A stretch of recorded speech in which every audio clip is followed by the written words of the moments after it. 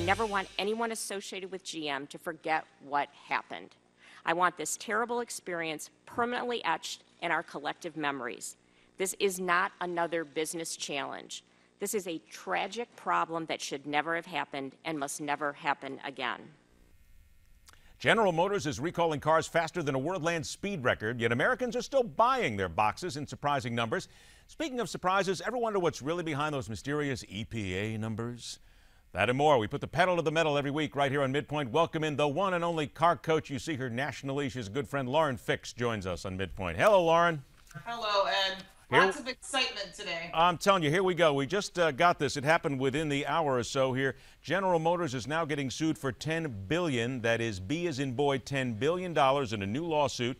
It is a class action lawsuit filed. It is a plaintiff in California seeking class action status for people who owned or leased GM vehicles sold between the company's bankruptcy and April 1st of this year. Lauren, $10 billion. That's a stunning number.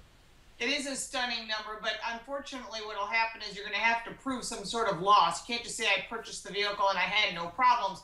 I don't believe you're going to be eligible for that lawsuit. And by the time they divide it out, the attorneys who make the most money out of this, and unfortunately not the victims, as you are well aware, you may end up with, a couple $100, which is kind of sad. But the truth is there are already 75 class action lawsuits in place that are from actual victims that have civil cases. There are no criminal cases, and I don't believe any criminal cases will arise. Let's talk about what the complaint said here. There's one quote, and I wanted to get your comment on this because it seems to speak to exactly what a lot of people have said about GM. GM's egregious and widely publicized conduct and the never-ending and piecemeal nature of GM's recalls has so tarnished the affected vehicles that no reasonable consumer would have paid the price they did when the GM brand meant safety and success. Now, your response to that, because that speaks to an awful lot of things in the GM culture right now. It does, and things have changed, and there's a lot of interesting things happening, and here's the first part of it, because it's almost like in my head like a three-part question.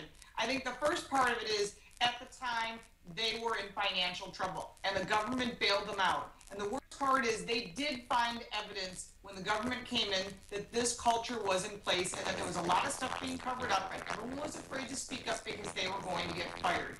Hey, in the economy that was going on in '09, everyone was afraid of losing their jobs. So from that standpoint, that culture has never changed. And that culture's been in place for a long time. It didn't just show up since the bankruptcy. And the second part is GM did make a lot of money off those cars, but they were also taking huge losses. And the only place GM made any money over the last few years was out of China. Okay, Lauren, we're going to interrupt you there for 1 second here because we're going to disconnect. We're going to reconnect again with a couple of minutes. We have a little bit of an audio issue here right now. So guys in the control room, I think they're going to go ahead. We'll do that. We'll reconnect. We'll come right back. This is what happens. This is called live television. But again, here it is, a $10 billion lawsuit against General Motors right now that has been filed. The plaintiff is a woman named Anna Andrews, a California resident and a GM customer. This is the first legal claim that GM owes customers some compensation for damaging its brand and reputation. A total exceeds $10 billion to be paid to an estimated 15 million vehicle owners. We're learning more about this as this comes in. So we're talking 15 million vehicle owners will be involved in this for an automaker that brought in $3.8 billion in net earnings last year. All right, Lauren, we're back to you again. Go ahead and finish your thought, please. Okay, well, as far as, this lawsuit and what was going on, I think what happens when it comes to consumers as a whole, we think that, they're making tons of money. They really made their money out of China. And I also still go back to the fact that there are attorneys out there trying to lift that bankruptcy because a lot of this happened during the time GM was aware of it and the government was aware of it when they took over General Motors, and even all the way back to 2000. So once you lift that bankruptcy, which is highly likely because I've said in the past, this was an unconventional bankruptcy, you're going to see a lot more money changing hands. Here's the sad part. You and I as taxpayers are going to be footing that bill. All right, couple minutes we got here. Let's roll through two more things here. This was interesting. Consumers are apparently not shying away from GM, even though there have been all these recalls, 44 recalls, and such cars as the Malibu have retained or increased in value. That to me is a little shocking.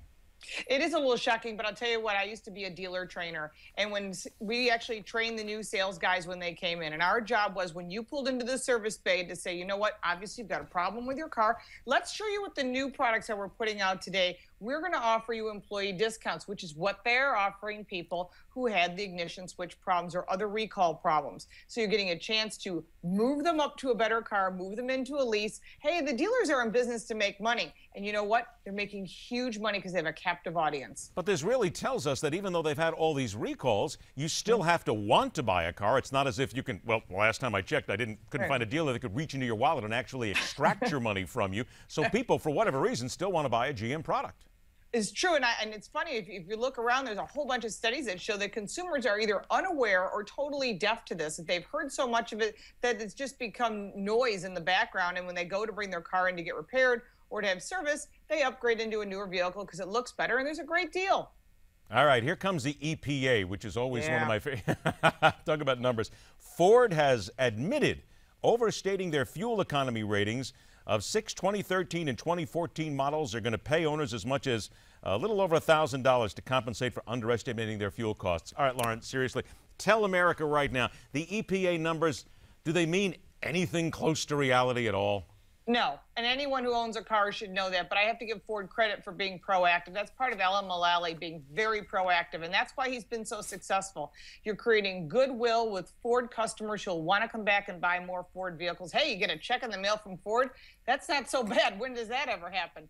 So, I mean, how the EPA does test these cars is what they do is usually independent companies will go out and test them, and they run it on what's called E0, which is zero ethanol. It's very hard to find pure gasoline out there these days. There are a few websites that allow you to locate it, but for the most part, the bulk of us have to buy at least E10, which is 10% ethanol, 90% gasoline, which is 30% less per gallon of gas of energy. So essentially, whatever number you see on the window sticker, you're going to get about 30% less. So it's not a huge number. It might be 3 to 4 miles to the gallon, but that's where these numbers are showing a discrepancy. And because the testing is far from real world, the bulk of us get in our car to go to the corner store and back. We go to work and back. We don't just go to one location, park our vehicles, and take it back at the end of the day, as the EPA thinks we do, because the fact is we live in our cars these days. What a shock. We're not getting the real numbers from a car dealer.